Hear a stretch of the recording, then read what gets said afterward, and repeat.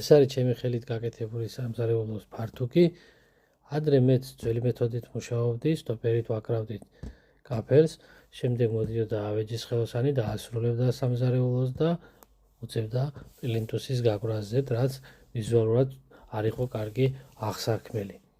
მეოთხე წელია უკვე მე რაც დავიწყე ავეჯზე მუშაობა, ჩემს სარემონტო სამუშაოებთან ერთად და თითქმის ყველგან აბსოლუტურად სამზარეულო მაგიდის დასრულების შემდეგ ვიწყებთ კაფელის გაგვრას და გამოდის ძალიან ეფექტური ლამაზი. აქვე ნახავთ, სულ ყველა არის ჩემი და ჩემი გუნდის მიერ შესრულებული ეს სამუშაოები. გაითვალისწინეთ, აუცილებლად ყოველთვის ჯობია კაფელი ან სხვა ნებისმიერი ფილა სამზარეულოზე გააკრათ მას შემდეგ, რაც დაასრულებს ხელოსანი სამზარეულო მაგიდას, ეგრეთ წოდებულ სტალეჩნისას ან ტოპ კაუნტერს.